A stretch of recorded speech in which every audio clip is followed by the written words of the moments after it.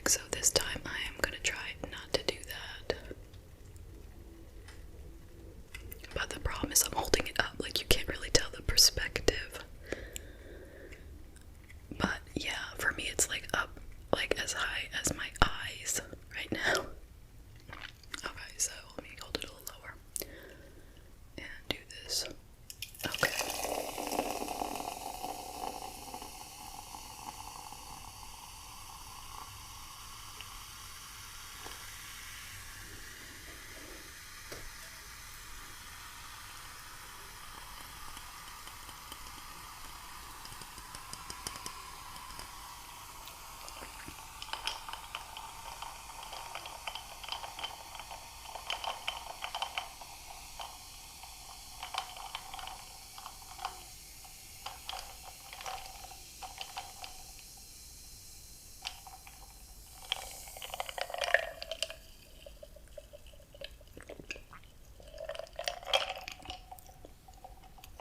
Let me just fill it back up, and then I will put it down.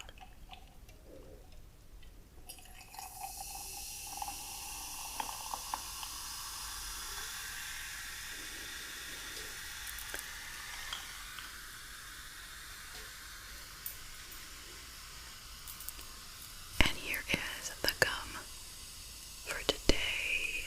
Juicy fruit.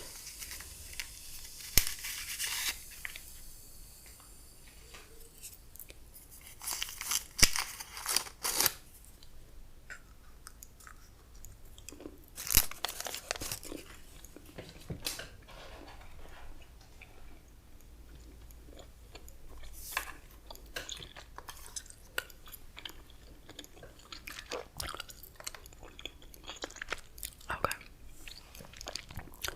So on the last debunking video, I did part of an article about debunking myths, so now I'm just going to pick up where I left off. And this is on businessinsider.com.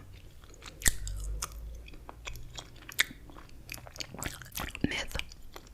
People in the Middle Ages thought the earth was flat. I believe that, but it's not true. During the early Middle Ages, almost every scholar thought the earth was round, not flat. This myth picked up steam in the 1800s, right around the same time the idea of evolution was rising in prominence, and religious and scientific interests clashed. You know, I don't know how there are still any people out there today who think the earth is flat. I just don't get it. Are they just trying to be, like, difficult? Like, what makes them think that it's just so out there? Okay. Myth. Summer is warm because you are closer to the sun.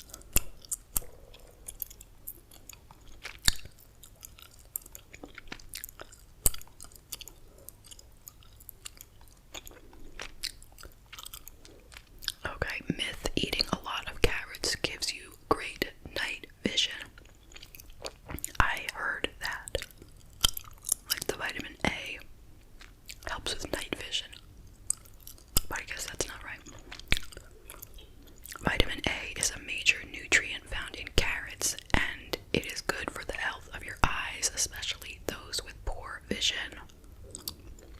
But eating a bunch of the vegetables won't give you your all-seeing superpowers. The myth is thought to have started during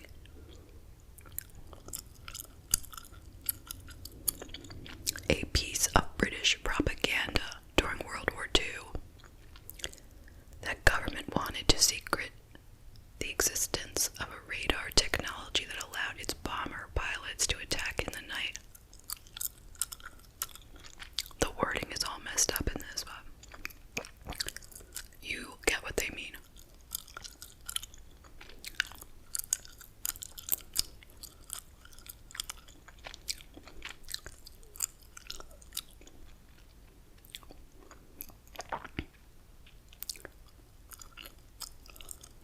Why did the British want people to think that they were using carrots to help their bomber pilots?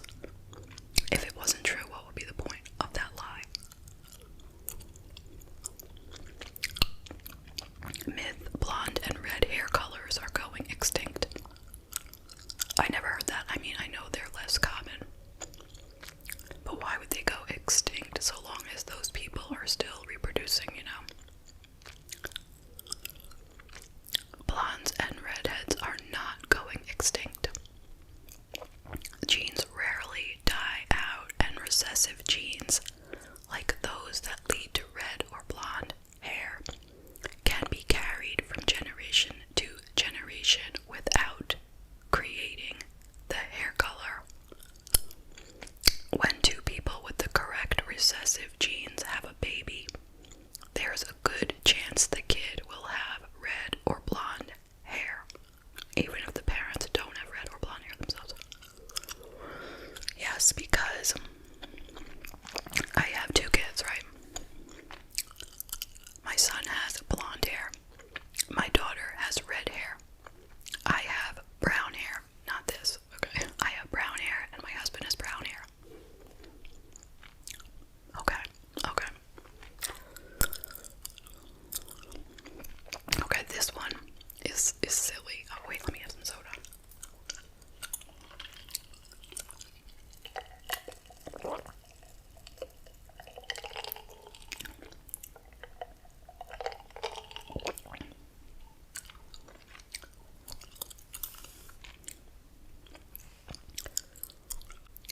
Pregnancy gives you baby brain and makes you dumb. That's just something that women say. Like, no one really believes it. You know, just be like, if you said something silly, be like, oh, I'm so, like, I have baby brain, that's why I said that. Like, it's not real. Studies on this turn up mixed results at best. Some studies on changes to working memory during pregnancy do show a small effect on the brain, though other studies show no negative impacts whatsoever. There's actually growing evidence that being pregnant makes women more organized and smarter, at least according to a study on rats. Well, I know they talk about the nesting instinct, like, for whatever reason, right before you give birth. You're supposed to feel like organizing your home for the baby, and that's like the nesting process. And somehow it just comes naturally.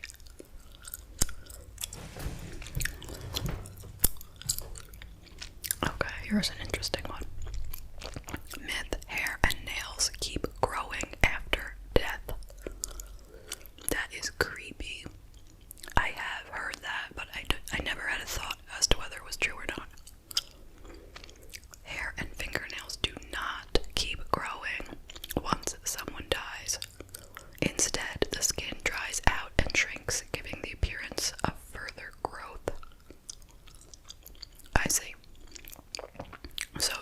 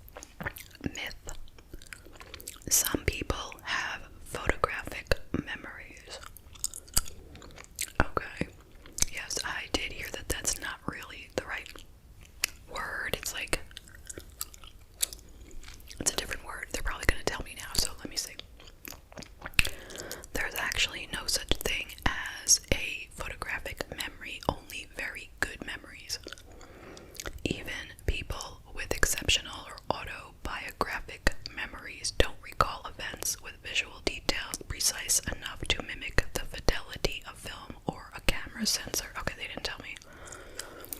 I can't remember it.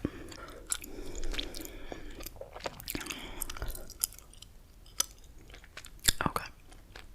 Myth. Left-brained people are creative. Right-brained people are analytical. I mean, I've heard that, but it's kind of meaningless, right? Because you are whatever you are. It doesn't matter if you call them left brain or right brain. It makes no difference. It's just a name that's, you know what I'm saying? It's a common old canard. Creative people are right-brained, while the logically minded are left-brained. False.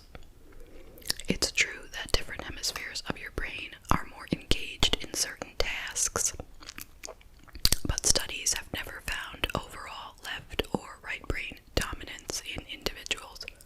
Okay. Myth. It takes 7 years for gum to digest if you swallow it. We all know that's completely false. Completely false. Why would that happen? Why would your body try to digest anything for 7 years? Gum is mostly indigestible, but the occasional swallowed piece will pass through your intestines and exit the other side, just like anything else you eat that your body doesn't need or can't digest. The only cases where swallowed gum has caused a problem is when that gum is swallowed along with other things that shouldn't be in your stomach. Like, so they give an example of a girl who swallowed a wad of gum with 4 coins inside of it, which caused a gastrointestinal blockage. That's horrible. Yeah, don't swallow gum. There's just no reason for it. Just don't do it.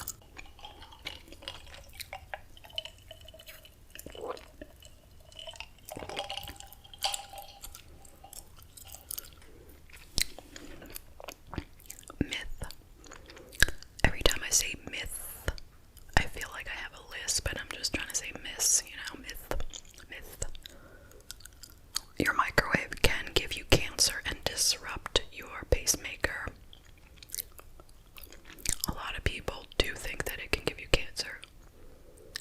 And I think we all hold like a teensy bit of thought that it might, like you never know kind of thing. Like, don't stand right on top of it all the time. You just never know. Like, don't stare into it. Microwave radiation won't cause cancer, it just heats up food. Only a few types of radiation cause cancer, and these depend on the dose. Radiation from the sun can cause skin cancer, for example, but just enough helps your body make vitamin D too. Microwaves also won't disrupt a pacemaker. However, things like anti-theft systems, metal detectives, powerful refrigerator magnets, mobile phones, and even headphones can mess with the heartbeat keeping devices. Wow. That's important for people to know who have a pacemaker, but I imagine they probably know that. Myth. Taking your vitamins will keep you healthy. I've always believed that certain vitamins, if you need them, will help you. Like, just taking a ton of vitamin pills will not necessarily be helpful, and you'll just like eliminate most of them and they won't do a thing. And some of them are dangerous to take, so it really depends on what it is. But here's what they say. Like, I take iron, which is not a vitamin, right? But I take iron because my doctor told me to, because I need it. And I take vitamin D because the doctor told me to. And that's it. Like, I just don't go around just popping all kinds of vitamins, because I don't think they'll do anything,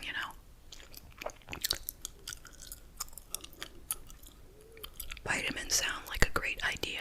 One pill that can provide you everything you need to be healthy if only they worked. Decades of research on vitamins hasn't found any justification for our multivitamin habit, and in some cases, vitamins have actually been associated with an increased risk of various cancers. Now, I don't know exactly what they're talking about there. They probably should have told us what they mean, because I've never heard of that. Not on vitamins. I mean, I think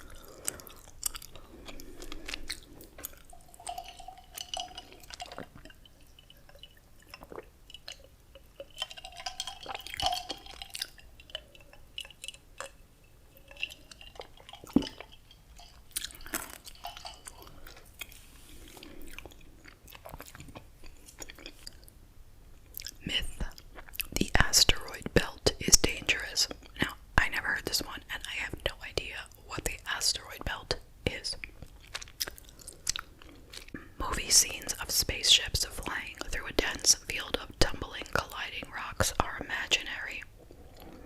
The asteroid belt, a zone between 200 and 300 miles from the sun, is an incredibly lonely and desolate void.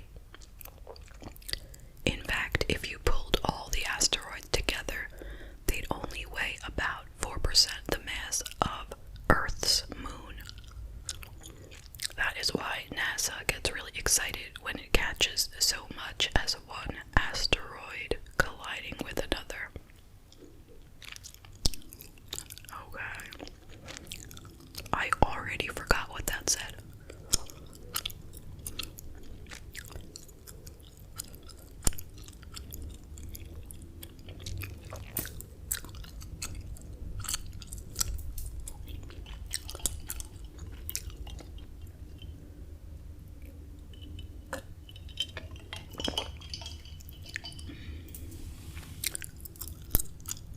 Okay, I've heard this one. I always thought it was like a trick, like a scam or something. Myth: you can only balance an egg during the spring equinox. Meaning to say that you could take an egg, like put it on a table, and it will just stand up, straight and not fall down. Okay, so that's the myth. It's possible to stand an egg on its head on any day of the year, not just on the spring equinox. The trick just requires a well-textured eggshell and a skilled hand. I'm not even going to try that. I don't need to be cleaning up eggs off the floor.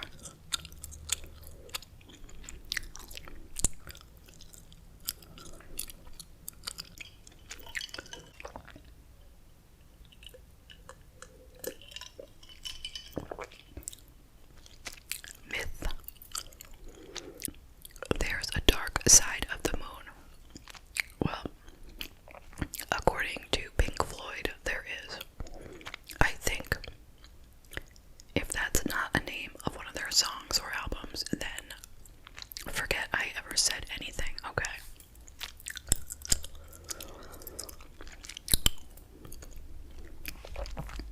It's easy to think this since we never see it, but the far side of the moon isn't always dark. It goes through the same lunar phases as the near side, which faces the Earth, but in reverse. When there's a new and very dark moon on the near side, for example, that means there's a full moon on the far side. We just can't see it from our earthbound vantage point. Okay, then.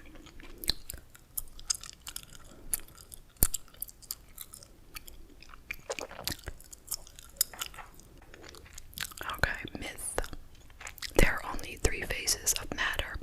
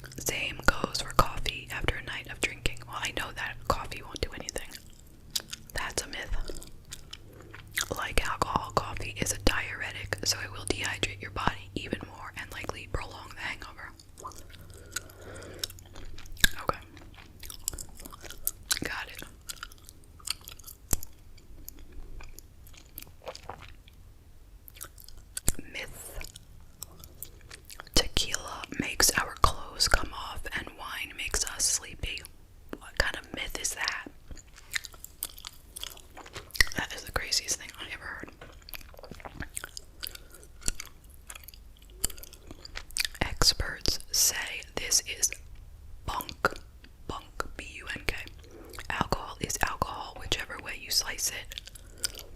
So why do people insist that tequila makes them crazy? Scientific research goes back to the 1960s to show you that we learn how to behave while drunk, and that our actual drunken behavior is a direct reflection of our expectations. Many people become violent while intoxicated, but people who have never associated drunkenness with conflict don't show the same behavior. By the same token, if we expect that vodka will make us want to sing karaoke, we can perhaps turn that into a self-fulfilling prophecy. I guess they talk about some people are happy drunks and some people are like angry drunks, you know. I think it just affects everyone differently.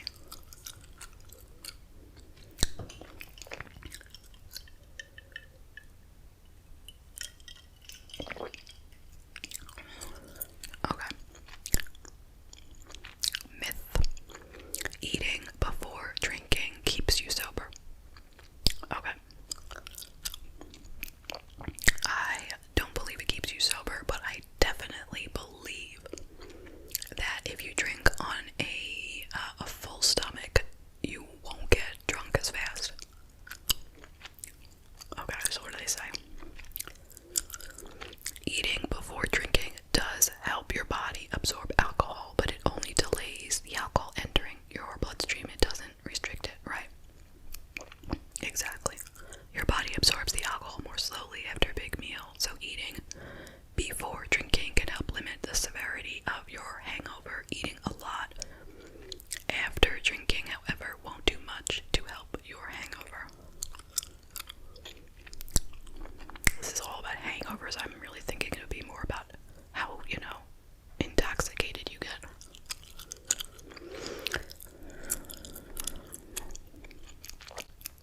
Now, this one was my mantra when I was much, much, much younger, okay? And I believe it, alright? Myth. Beer before liquor, never sicker. Liquor before beer, you're in the clear. Okay, now, when I was in college, we used to say that out loud to try to remember what the rules were all the time. It was a little different. We say beer before liquor, never been sicker. Liquor before beer, never fear. It's a little different, but same idea. So anyway, they don't think this is true, apparently.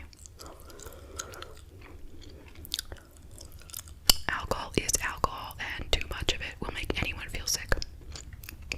There is no evidence that drinking in a particular order alters how sick you get.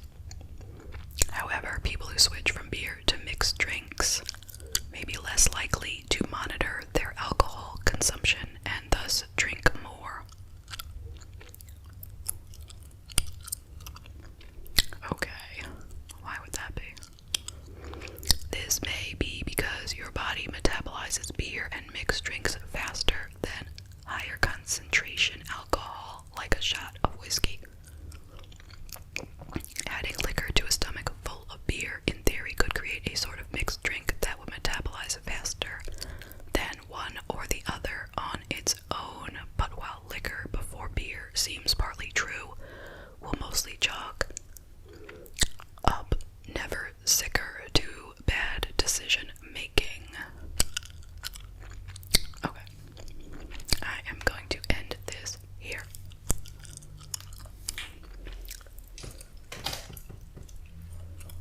Let me take another sip.